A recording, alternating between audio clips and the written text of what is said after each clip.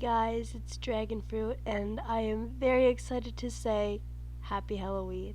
Halloween is one of my favorite holidays, and I've been so excited for it all year. So tell me in the comments what you did for Halloween if you celebrated.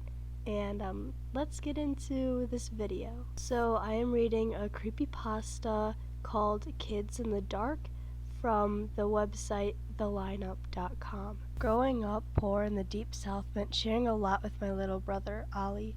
Most often, we'd pass toys, clothes, and skin conditions between us. Up until he was 6, we even shared a bed. Neither of us was happy about that. It was my 10th birthday when that changed. I got one present that year, and it was a bed of my own.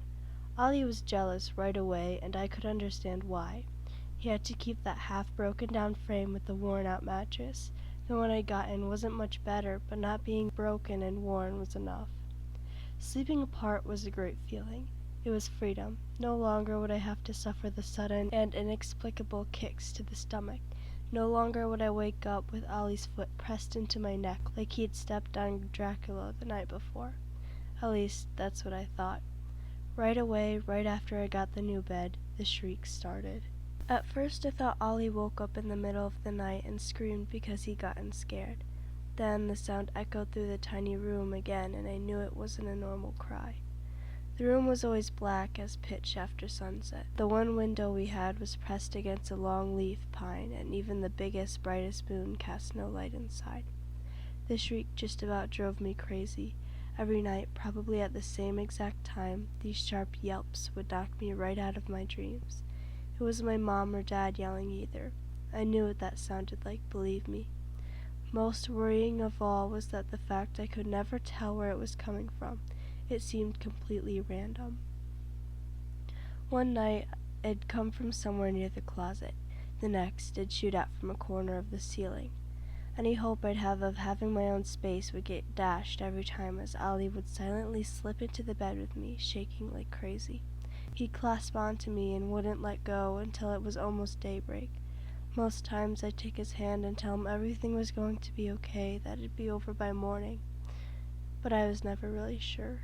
Over time, the shrieks started changing. At first, it was only by small degrees, but eventually took the primal hooting sound of a primate calling out its fierce warning. I had to clasp pillows to my ears just to keep from going deaf. Mom and Dad never believed me or Ollie, basically because the thing, whatever it was, refused to make a peep when they were in the room.